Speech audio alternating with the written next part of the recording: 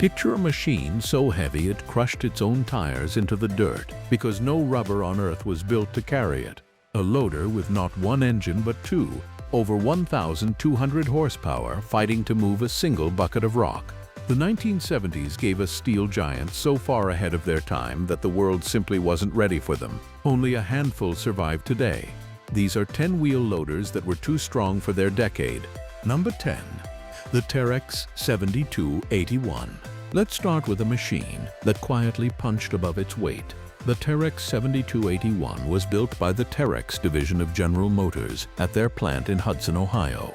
This was a conventional articulated loader, meaning it bent in the middle to steer, and it competed directly against the heavyweights of the era, like the Caterpillar 992, the International Hupp H400, and the Clark Michigan 475. Weighing in at around 52 tons, the 7281 was powered by a General Motors Detroit Diesel 12 V71T, a turbocharged V12 rated at 438 flywheel horsepower. During 1975, the machine was modified, receiving a newer Allison CRT 7033 3-speed full powershift transmission, and the engine was actually derated slightly to 434 flywheel horsepower. That detail matters because it tells you something about the era. These engines were often pushed right to the edge of what the drivetrain could handle.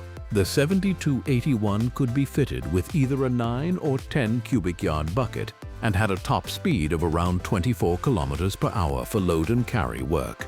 One of the impressive things about this machine is that Terex built nearly the entire drivetrain in-house. The engine, transmission, drop box, planetaries, differentials, and drivelines all came from Terex/GM. Here's why it belongs on this list.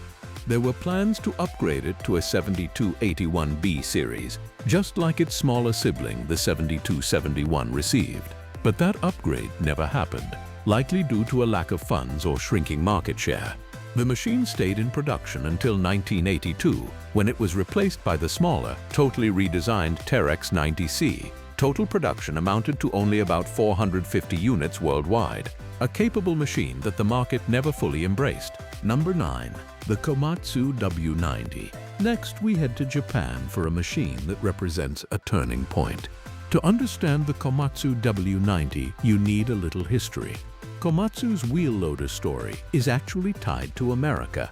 In 1965, through a technical partnership with the Frank G. Huff Company, a subsidiary of International Harvester, Komatsu began manufacturing four-wheel drive wheel loaders. In fact, the payloader name itself was originally a Frank G. Huff product name that Komatsu continued to use. Throughout the late 1960s and into the 1970s, Komatsu launched a series of JH series loaders: the JH60, the JH65C, the JH90E, the JH80B, and others. The JH65C from 1967 is particularly important because it marked the birth of Komatsu's articulated steerable wheel loader with a front body that could rotate 34 degrees sideways, making it genuinely useful in tight spaces and on soft ground. Then came the W90, introduced in 1976. This machine was special for two reasons. First, it marked the end of the JH series line. Production of those older loaders was discontinued with its arrival. Second, the W90 was specifically designed for tropical and desert operating conditions, and it kicked off Komatsu's W series intended for export markets. Why does it matter for our list? Because the W series was the foundation. In 1981, Komatsu introduced the successor that everyone in the industry now knows, the legendary WA series. The W90 was the bridge between Komatsu's borrowed American heritage and the homegrown engineering dominance that would eventually let Komatsu build some of the largest wheel loaders on the planet. It was a stepping stone that was stronger and more forward-looking than its sales numbers ever suggested. Number 8. The Caterpillar 988 Original. Now for a machine from the company that defined the category. Before there were giant mining loaders everywhere, Caterpillar's 988 was a serious workhorse. The original 988 was a large articulated loader that, in its earliest form, was a substantial machine for its day. To give you a sense of how the 988 grew through the era, the early 988A had an operating weight of around 76,000 pounds. By the time the 988B arrived, which carried into the late 1970s and 1980s, the operating weight had climbed to roughly 95,600 pounds, stretching about 38 feet long and standing over 13 feet tall. What makes the 988 worth including is its role as Caterpillar's second-tier giant. It sat just below the famous 992 in CAT's lineup. And it was the machine that proved a mid to large articulated loader could be both productive and reliable enough to earn its keep on demanding sites. The 988 became one of the most enduring nameplates in the entire wheel loader world. It's a model designation Caterpillar still uses today. Generations later, all the way up through the modern 988K and 988. In the 1970s, though, that original 988 was carrying serious weight in an era when the supporting technology, tires, transmissions, monitoring systems was still catching up to what these machines demanded. It was strong, dependable, and built to last in a way that helped establish the template for everything that followed. Number 7. The Clark Michigan 475. You can't talk about 1970s wheel loaders without talking about Michigan. The Clark Equipment Company took control of the Michigan Power Shovel Company back in 1953, and the brand name Michigan became almost synonymous with big wheel loaders. The Michigan 475 series was a major player. The 475A dated back to 1965 and offered a 12 cubic yard bucket with 635 horsepower, a serious machine for its time. Through the 1970s, the 475 evolved through the 475B and 475C versions, going head-to-head with the Caterpillar 992 and the International Huff machines for dominance in the large loader market. The 475 mattered because Clark Michigan was, for years, one of the most respected names in the business. These were the loaders feeding primary crushers at quarries across America. Operators who ran them remember rebuilding their big V12 engines and putting in serious hands-on time, keeping these giants alive. But here's the bittersweet part of the Michigan story.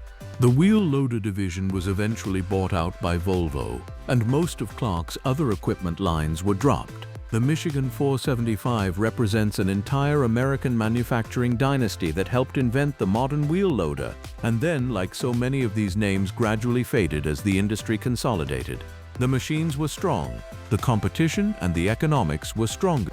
Number 6. The Allis-Chalmers 945. Let's stay right in the thick of the 1970s large loader brawl.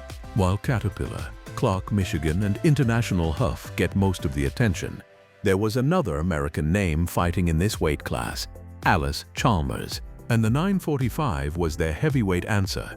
Allis-Chalmers had been building serious construction equipment for decades, and by the 1970s their large wheel loaders were going head-to-head with the big names in quarry and mining work.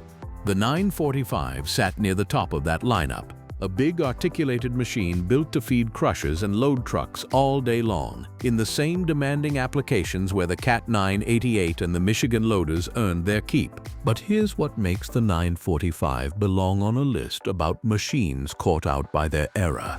In January of 1974, Allis-Chalmers reorganized its entire construction equipment business into a joint venture with Fiat of Italy, Fiat taking a majority stake right at the outset.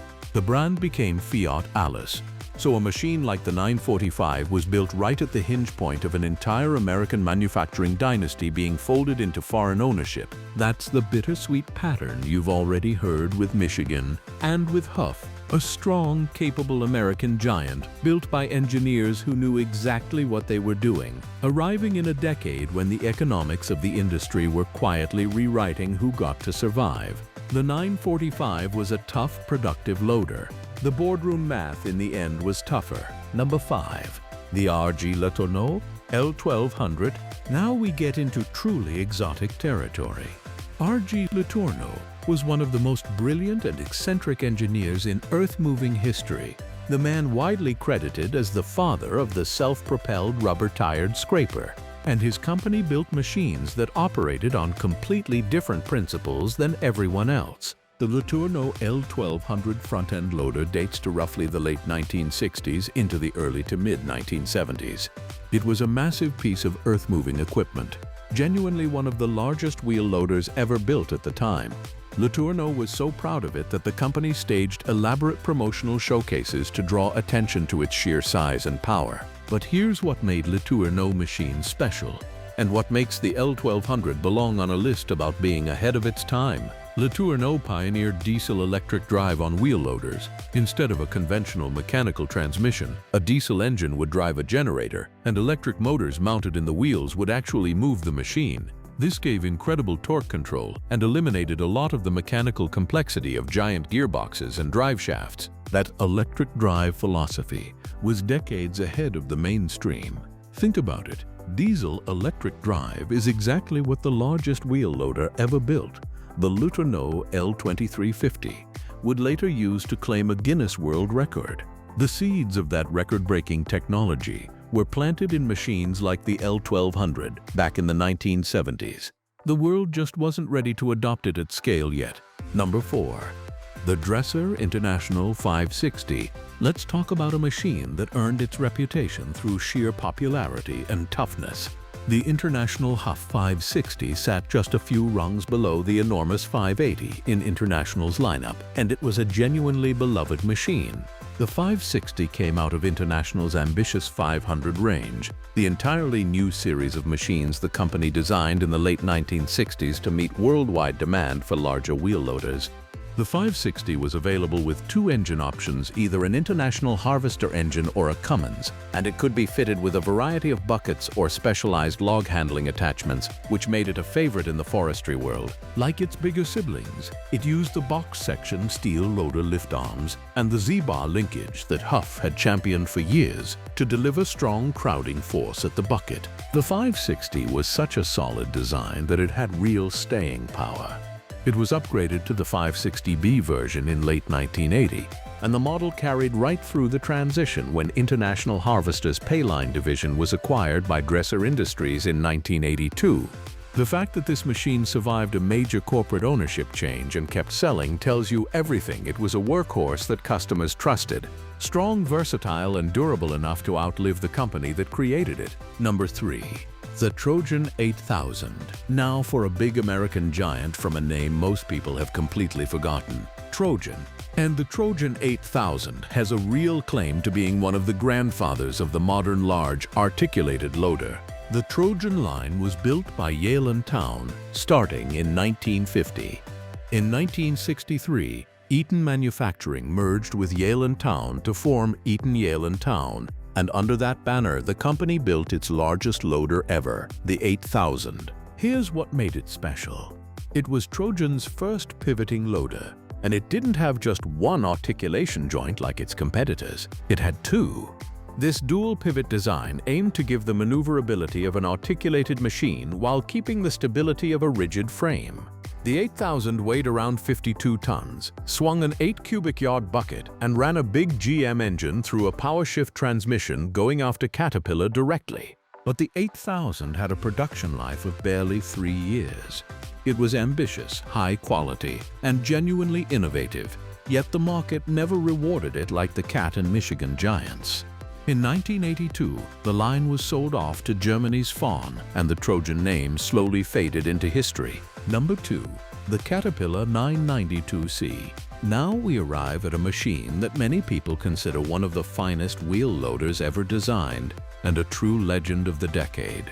The Caterpillar 992 had originally launched in 1968, but it was the 992C released to the public in 1977 that became the icon of the era. The 992C surpassed the previous 992B version in nearly every way.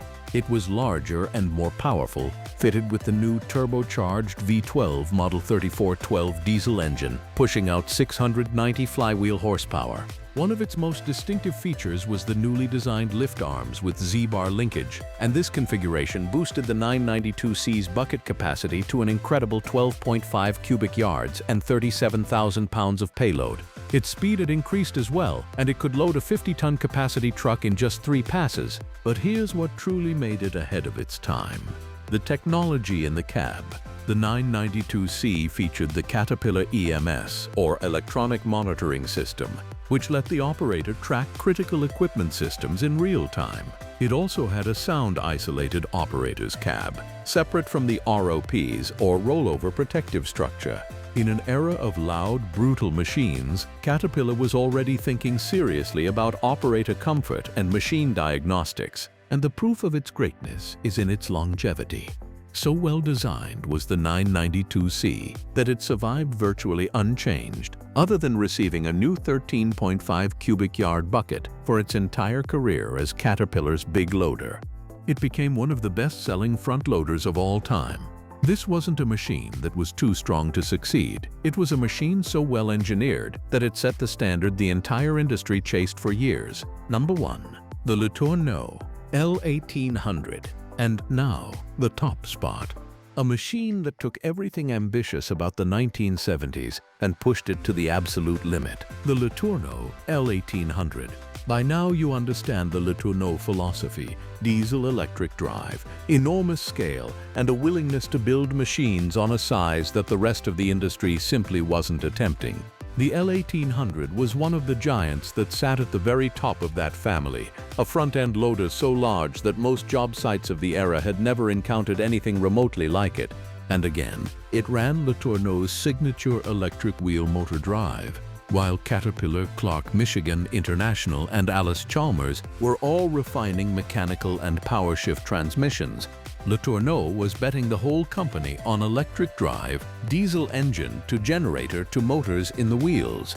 The payoff was staggering torque and smooth, controllable power delivery without forcing all that mass through a conventional gearbox. But the L1800 is the perfect machine to close this list, because it embodies the exact tension we opened with. These mega loaders were visions of a future that the present couldn't quite support.